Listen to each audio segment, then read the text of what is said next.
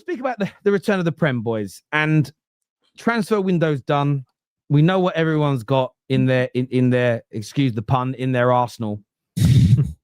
And this triggered Z in the group chat earlier. He said, how can you say that Arsenal are better than Liverpool? Well, one, there's a question mark on it, first and foremost. That's there. Look at it.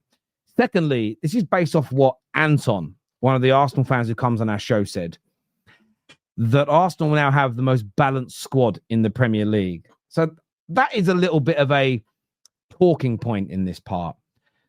But George, who do you think does have the best squad in the league? And where's your head at with who is winning the Premier League this season?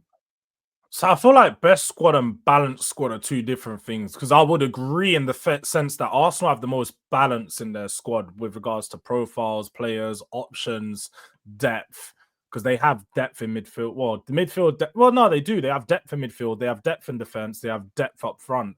They're probably the most balanced, but the best quality squad.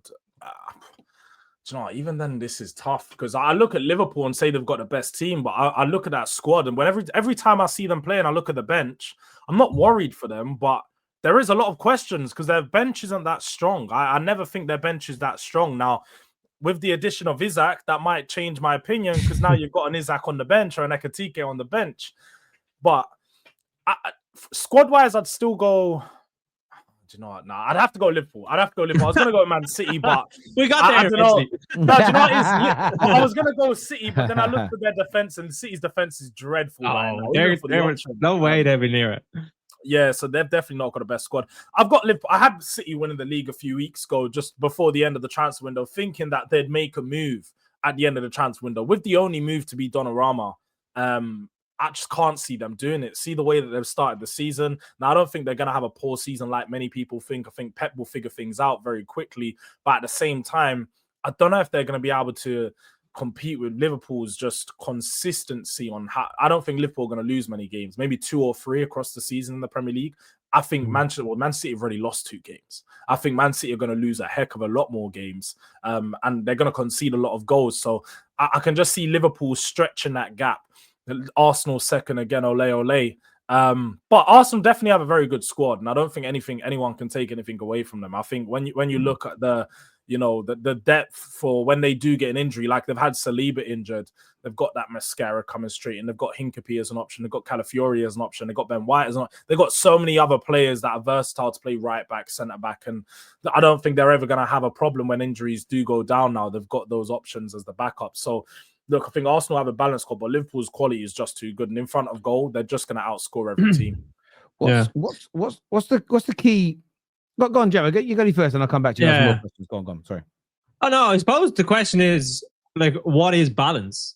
Because if you were to say Arsenal have a really good defense, really good midfield, well, I don't think that is true. But I don't think they have the same output in attacking, say with scoring goals and being creative and stuff as Liverpool would do. And I don't think that is a balanced team in terms of how good they are defensively to how good they are attacking wise. I think the thing is with Liverpool, and we talked about it last week as well, Liverpool are just going to score so many goals. And if you're playing against Liverpool, you're going to need to score at least probably 2 goals to beat them, 3 goals to beat them, because they are going to score. With Slot, they've scored in all but 1 game. I said that last week. So the thing is that that's the options that they have. And now they've literally just bought the best striker, or one of the best strikers in world football, to add to that. So the thing is with Liverpool as well, they haven't even got going yet. And they've beaten Arsenal at home. They've just went to Newcastle in one of the toughest grounds and one of the most ferocious atmospheres they'll probably face all season, and beat them. And if they can figure out defensively, I think there's still probably some issues in terms of midfield balance, if you want to talk about it that way, that they still have to figure it out. But they haven't got going. They literally haven't got going yet. And they have just added the best forward in, one of the best forwards in the league to their team. So that's what I think about when you talk about who is probably most likely to win and who has maybe the most balance. I still think Liverpool, and on top of all that, they have the experience of winning it last year. Do you know what I mean? They have a manager that knows how to get it over the line. And I just think that's the one thing I would say about Liverpool in comparison to Arsenal. Well, that was one of my questions. Do you think this season will be, and I want the viewers to understand where I'm coming from with this, will it be consistency of firepower that decides the race. And when I say consistency, I'm talking about the consistency of performances, or would it just be the team that's able to fire its way through some of these games that wins it? The team I think, yeah, like at the end of the day, like I think Arsenal, and this is the thing, like when it came to the Liverpool game, Arsenal were able to nullify Liverpool going forward. That's how good they are defensively, because Liverpool, they're very hard to stop when it comes to actually creating chances and scoring goals. But in the end, that is only going to get you so far.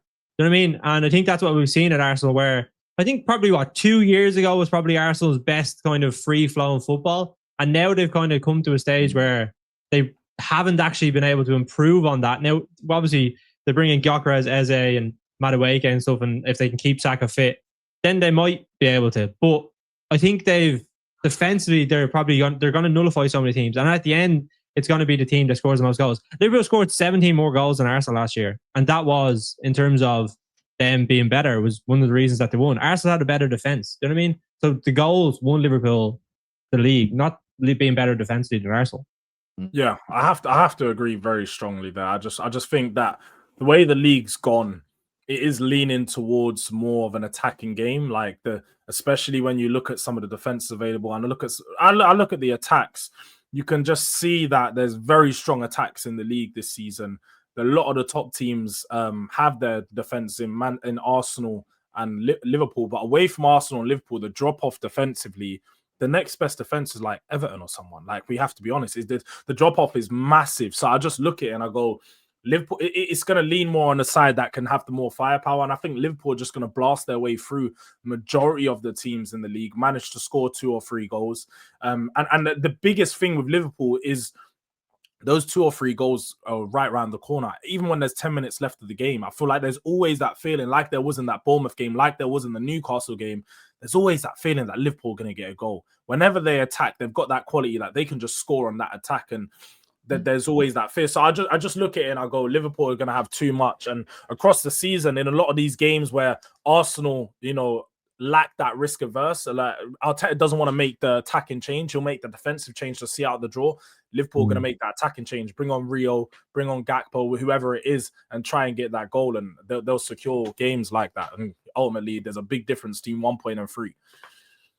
Yeah, it's an interesting question that you raised, Jamie. What is balance? I think there's an element now when it comes to content creation where people will say the word balance more than they'll say better, because then they can say, I didn't say the word better though, did I? Don, big up Don, love you. CFC Don is the master at saying, and I'll give you an example. He will say, Mahalo Mudryk. I'm making up these examples to a point. He'll say, Mahalo Mudryk, better touch, better dribbling, more direct. I prefer how he does X, Y, and Z. Better haircut, better this. This is better. Prefer this. He's got this to his game, that to his game. He's more advanced in these areas. He's more superior at this, that, and the other than Martinelli. Oh, so you think he's better than Martinelli? He did actually say those things. You don't have to paraphrase. I'm pretty sure he said all of those. But he'll say things to that effect, and then you go, oh, so you think Mudryk's better than Martinelli? I didn't say better. So it's this thing of, like, I think sometimes people do that now where they think, no, I just said more of a balanced squad. I think if you've got a more balanced squad, it's not more balanced if Wolverhampton Wanderers have a player, 2 players, 3 players for every position. Yes, it might be more balanced than Liverpool's, but it's nowhere near the quality, so it almost becomes an irrelevant point. It is a little bit closer when it comes to, I think the only element where that comes into play is this. Arsenal can now probably cope with injuries to every position on the pitch, and you won't see that much of a difference. I actually think with Saliba being out, I think Mosquera is going to step in, and you're not going to see too big a difference. I feel like I think they've got Ben White out at the moment, and they have Saliba out at the moment, and somebody else in defence. I think they've got 3 defenders out that play centrally. If Liverpool have 3 central defenders out, I think they could be in a little bit of trouble. So that's where I look at this. But I also think the firepower argument is massive. I don't think we're going to see a massively consistent team in terms of wins this year.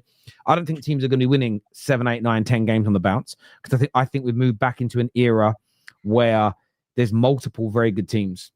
And I know that sort of fans of Jurgen Klopp and City fans, they won't like hearing this, but both those teams have been fantastic, world-class teams. Both of those teams would have competed with the sides in any era of the Premier League, in any era of English football, in any era of European football. They are at that level. So I'm taking nothing away from them individually, but I don't think they were competing against the level of quality in Europe as we've seen in eras gone by. And we know that it's true because just think of the last 10 years. Most seasons, last 5 years, beginning of most seasons, how many teams can you actually say, I think they'll win the Champions League without people laughing at you? You could name Liverpool and City, Real Madrid, PSG, Bayern. Literally. Even PSG were laughed at until last year. Bayern were a name that would come up. Barcelona in the last 5 years, maybe not, but in the last decade, most certainly. Never, if you mention any of the Italian teams, Inter got a little bit of support last year. They won't now after the way they got beat in the final. Where if you go back 15 years ago, 20 years ago, you had Portuguese teams, you had German teams, you had English teams, you had 4 English teams every year. And even yourself will admit, George, between sort of 03 and 2013, for the majority of that time, if you said Arsenal could win the Champions League, no one laughed at you and said, no chance, no heritage, because they were there or thereabouts. And I think that what we're going to see this season, the reason I bring this all up is I think this season, you're in, someone says Chelsea. No, in the last 5 years, if you mentioned Chelsea winning the Champions League, you got laughed at. Maybe not this year because we've seen them grow. But I think what you'll see this year is teams like Liverpool will win 3 good games on the bounce. And then they might draw a match or lose a game. But then they'll win another 3 or 4 on the bounce. I don't think anyone's going to do sort of 8, 9, 10 wins, as we saw all those City and Liverpool teams do in their title-winning seasons in years gone by. That isn't because they're not as good. I think the chasing pack are better. I think the chasing pack to that team that wins the league is better. And we also have a very strong group that are fighting for European positions as well, that are also capable. You've seen Palace, sort of the way Palace are as a club, as an example. So that's why I think firepower is going to come into this in terms of deciding the league. Yes, consistency is key, but Liverpool have got 9 points from 9 with no consistency in their performance because they've just been able to score goals.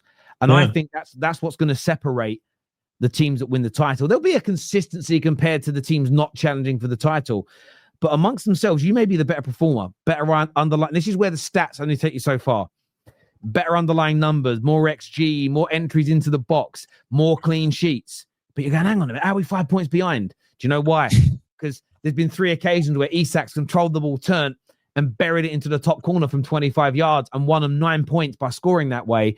And you didn't do that. And you're going to be separated by that, where we've gone through some years where the teams with the best underlying metrics have also been the teams winning the league. And that isn't because they weren't bad teams. It's because there was no one else with the ability to really stop them. When the Centurions happened, 20-point gap. Liverpool the next year then pushed them, and the year after that even closer. And it was like, wow, look how well they're doing. But look at everybody else at that point. No one else was near them, both domestically. So look, I'm so excited about this title race. A few comments here.